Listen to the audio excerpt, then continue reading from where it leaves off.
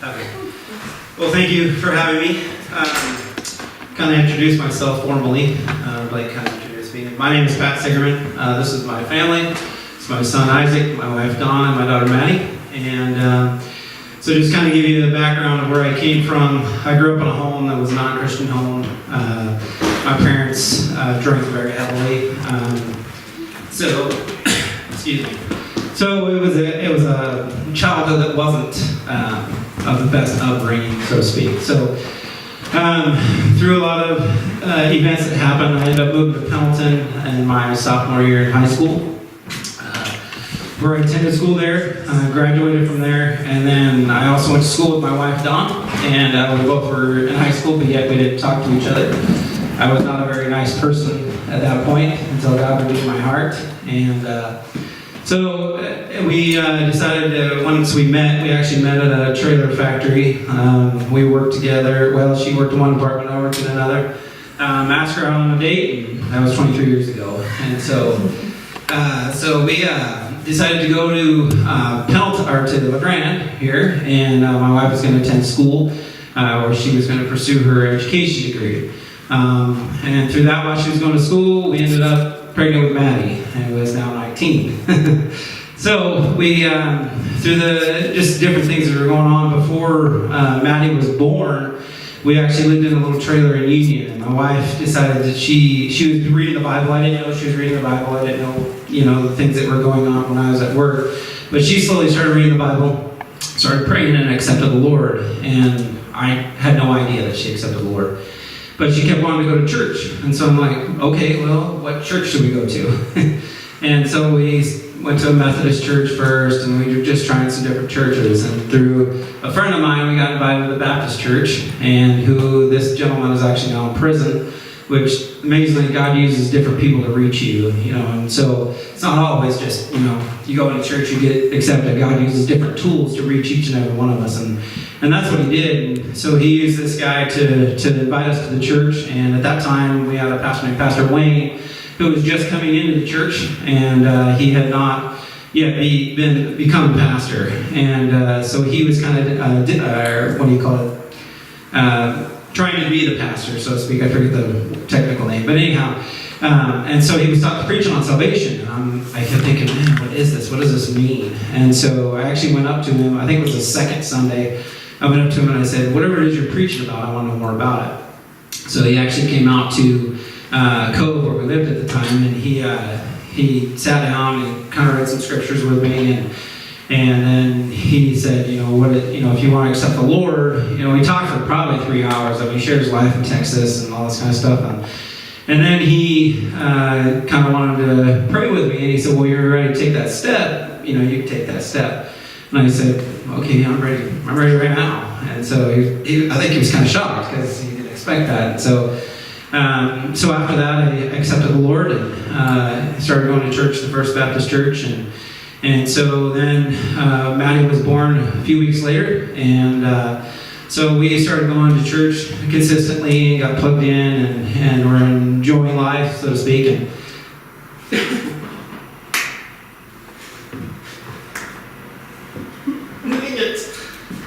when I start talking about this young man, this is my son, Hunter. When my wife told me she was pregnant, we were excited. We were excited for this new life to come in and Maddie to have a sibling. And at the time, we didn't know right away what it was. Then we found out he was a boy, and we decided we were going to name him Hunter Michael Douglas. And so he was actually born with a collapsed lung. And what that does is when they're first born, they take a big breath, and that lung, there's an air bubble that pops inside their lung, so it causes a hole in their lung. So we were in Portland for about 4 or 5 days, and as he was recovering, and the doctors and everything said he was recovering very good. He was, very healthy, ready to go home. So we brought him home.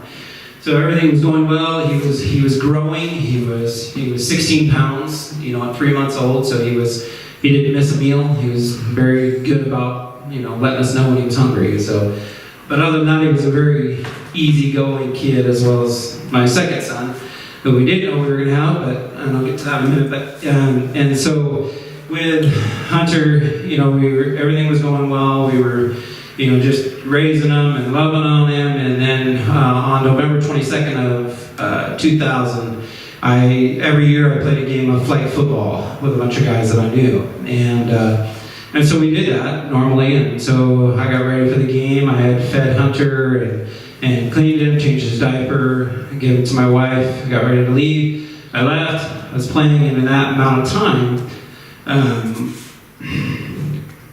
while I was playing, he passed away. My wife, unfortunately, found him when she went to pick him up, and he had already passed. And so when I came home, I saw the ambulance in the driveway, and I didn't know what had happened. I didn't know. I didn't know if my family was gone. I didn't know what had happened. And at the time, we lived in a trailer park, and so I just assumed it was some kind of crime. I didn't know what had happened. And later, I found out that two of my friends had actually been in the area and found out and tried to go up to the football field and find me. But I didn't know that until later. And so when I pulled in and saw the ambulance, I run in the house, and I don't know where my wife is, I don't know where my daughter is, I don't know where my son is. And then I go into the ambulance, and that's when I saw him. And I knew immediately when he's covered up, and all I could see is the top of his head. I just thought, where do you go from there? So in that, through a process of God healing our hearts, from losing him. And it's one of the darkest days of our lives, but it's also a glorious day because God helped us to grow. He helped us to grow in this tremendously. And slowly, and the most amazing thing about it is when my wife was down and wasn't doing well, and she's, not handling things well, and she's crying, I was always strong during that time. We were never down at the same time. And absolutely amazing to me that God orchestrated that to bring us together as a team in order to lift each other up, to build one another up. And God allowed us to do that. And so through that process, we slowly I remember thinking, I'm so angry at God. I'm frustrated. Why is it that all these kids go through life, they're mistreated, they don't get fed, they're beat, they're left alone, yet I would have raised my son to know you. Why would you take him? Why would you take him from me? And so I began to read, and at first I remember I didn't want to read the Bible, and I kept thinking, God, why? I just kept saying that over and over in my head. I remember I went back to work a couple weeks or a week or so later, and I remember sitting in the bathroom just bawling, thinking, man, I can't. I prayed, God, take me, my wife, and my daughter all at once. Just take us. It would be easier. And so, but through that, God began to work in my heart to say, pick up the Bible and read it. Pick up my truth. Understand it. And I was a Christian at that time, but I didn't understand the significance of it. I didn't understand the significance of truly applying that to me and going, God. And I found so much comfort. And I just kind of want to share a couple of scriptures with you before I can continue. One of those scriptures is from Psalm 139, verses 13 through 16. And so it says this. It says, "For you were created in my innermost being.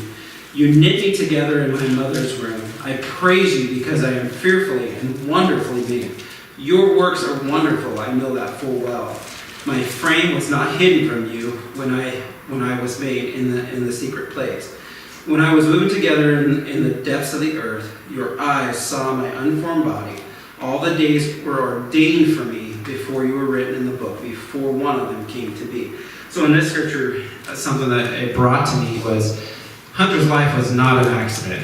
His life didn't surprise God. It wasn't something that was his fully ordained life, as the scripture says. His life was ordained for him before he was ever born. So when I read that scripture, it brought me so much comfort to know, God, you, even though his life was only 3 months from August 29th to November 22nd, 2000, there was such an amazing gift even in that 3 months, And so sometimes you think, would I ask for it back? Yes, in some ways, but then in other ways, I look at it, God has allowed us to grow so much through the loss of our son, in him, understanding his characteristics, understanding who he is. And so, through that, I think that both my wife would agree that we would love to have our son, of course, but at the same time, I would never want to give back what I've learned about God through that. And that second scripture is because we don't fully understand, sometimes why things happen or why, God allows, the trials to hit our life. But it says, "For my thoughts are not your thoughts, neither are your ways my ways, declares the Lord. As the heavens are higher than the earth, so are my ways higher than your ways, and my thoughts than your thoughts." So when I read that scripture, because again, I go back to thinking, okay, God, why did this happen? I didn't fully have an understanding, because I always went back to the child being abused, yet I had a child who I loved, adored, and cared for, yet you took him from me. And so when I read the scripture, it just made me think, I don't think at all like God does. I don't understand his thinking. I can't even comprehend it. All I know is God has an absolute promise. He has promised us to love us, to uplift us during our trials. And so when this trial hit our life, it was a period of time when we just had to slowly walk through it. And I remember there was days I couldn't think anything but about him. And I kept thinking, God, I want to be with him. I want to hold him. I want to touch his face, But I knew that I couldn't. But I did know that one day I'm going to see him again. And I get to hold him again. And that's God's promise to us. And to me, that's exciting. I get excited about that. I get excited about the chance, when we go to heaven. And I'll get to hold him or touch him. Or, I'm not fully clear on what that's going to be like. But I am elated about it. Just to be able to see him again. And so God slowly continued to walk my wife and I through it, surrounding people around us that loved us and cared about us. And at that time, our church was absolutely amazing. They came around us and cared for us in the way that a church should. And so they showed us what family was about. And so we continued just to walk together. And though it was hard, it was hard to smile. It was hard to be joyful. And so I remember it was about 5 years, because he died the day before Thanksgiving, and we were to have Thanksgiving at our house that year. And so we were prepared, to have that. And then after that, Thanksgiving wasn't exciting anymore. It wasn't. We weren't thankful, And so, but after about 5 years, God truly taught us to be thankful again. Thankful that what he's given us. And so in that period of time, I think about Isaac. And so Hunter died November 22nd of 2000. We buried his ashes on December 16th, 2000. And so we didn't plan on really having Isaac, because we were nervous of having kids, because we thought, well, if we have another kid, he's going to die, especially if it was a boy. And so I was signed up to have, I signed up to have surgery. I couldn't marry, but anyways, we found out she was pregnant, and we were nervous. We kept thinking, don't let it be a boy. Don't let it be a boy. Boys die in our mind. There's a cycle that goes on in your head that you think, man, if I have a boy, he's going to die. And thankfully, obviously, you can tell he is not. And so, but we buried Hunter's ashes on December 16th, 2000. We brought Isaac home December 16th, 2001. So 1 year exactly, to where we didn't think we were going to have another child. We thought we would just have Maddie. But God knew different. And so just thinking about that and thinking what the significance of that is just thinking, wow, God, we were in a time of our darkest days 1 year before. The next year, you're bringing joy into our life. Yet it was still a lot of scariness and trusting. We had to trust in God. We had to fully trust in him that he was going to take care of him. And so every night he slept. We didn't sleep a lot for the first 14 months of his life. But at the same time, we still tried to remember, God, you're in control. He is in your hands, not ours. And so being able to just simply pray and pray together, pray for our own understanding, our own willingness to trust in Him. It took us a while, but in that, God taught us. He brought back joy to our life by having Isaac. We didn't know that we would, and we were trying, in the midst of all this, we're trying to raise a 2-year-old, which you know how busy 2-year-olds can be.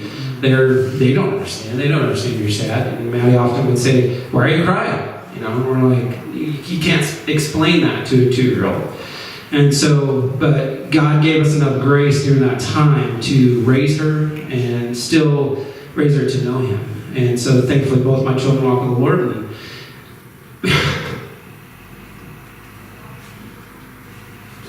and one's in heaven. One day, we will get to spend eternity together. Amen. And I'll get to spend eternity with my children and my wife.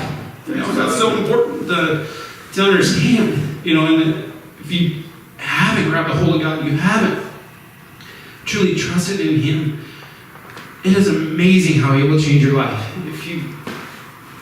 If you have friends that haven't, reach out to them and say, do you know God? Do you understand who He is? And so there's times at work I still try to, reach out to people, and there's a few there that I do know that believe in God, and there's others I don't, and so, but we never know who we're going to run into. So it's so important to understand and share that with them, and share your life story, share your struggles, share your trials, because God promises us there's going to be trials in our life, as we've all seen, and sometimes it seems like, okay, God, I got over that trial, here's another trial, how do I deal with this, and it's truly just by trusting in Him, and understanding and loving Him and praying to Him and having that personal relationship with Him. And so, I think with me, God has continued to do that. And if you'd asked me when I was a teenager, am I going to stand up in front of a church? Am I going to be an elder in a church? Am I going to stand up and do worship? Absolutely not. I was the farthest thing from it. But God redeemed my heart. God helped me to understand who He was. And I love serving Him. I love serving Him every day. And being able to enjoy that with my family. I know there's families out there that have a spouse that believes and the other one doesn't, and that can make it hard. And so I would just encourage you guys, if you guys know those people, to continue to pray for them, come alongside them and pray for them, and just encourage them just to get plugged into a church, and either it's here or wherever it is around town, wherever you're associated with. I would just encourage them, to come alongside them. So I'm just thankful God has allowed me to go through trials and learn through those trials, continues to build me up, continues to help me know when there's a trial, how do you deal with it? And I continue just to fall back on Him and say, God, You are ultimately in control of all things. I don't have any control. The only thing I know how to do is pray. And I think the power of prayer is significant. When we went through this, we had so many people praying for us. I actually had a friend who, when the day that it happened, he didn't say a word to me. The only thing he did was grab me and hug me and just held me tight. And that meant more to me than I think words. He knew. He knew. I knew that he was praying over me at that time. And so, that power of prayer I can't express it enough. Just being able to pray for those. I don't go a day in the morning without praying for my family. When I get to work, it's the first thing I do. I try to pray and say, okay, God. I can't say I do it every day because my phone rings a lot. So, but usually if I sit down, put my headphones in, get ready to go, usually that's the thing I do. I just pray for my kids, pray for Isaac to have a good day at school, pray for Maddie, pray for my wife, pray for her not to get sick with all the little ones. And so, but it's just, I can't encourage prayer enough. If your prayer life is lacking, start praying to pray more. So I just want to thank you guys for allowing me to come, allowing me to share our testimony and how God has brought us through that. I think He's strengthened our marriage in this. He's obviously, it can go one way or the other when you go through a trial like that. Especially with a child, I can't think of a worse pain than losing a child. And so when that happened, we could have either went opposite directions or we could come together. God allowed us to come together. God allowed us to become stronger and be thankful. We don't take a day for granted. That every day they wake up breathing. There's still times I walk into their rooms and go, please let me breathe, because it's, things that go inside your head. But still, every day I wake up, I'm thankful. I'm thanking God for giving my family another day. And so, because you don't know. One minute they're there, the next minute they can be gone. So you have to appreciate each and every day. I'm not saying you don't argue, you don't, always get along perfectly. Am I right? So, but there's different, as long as you're appreciating every single day you have with them, because we don't know how long we have here on earth. As the scripture says, your days are ordained for you before you're ever born. So to me, I look at that and think, man, my days are ordained. I don't know. I could die tomorrow. I could die tonight. I don't know. But I do know that my relationship with my family and my relationship with friends is on the top of the list.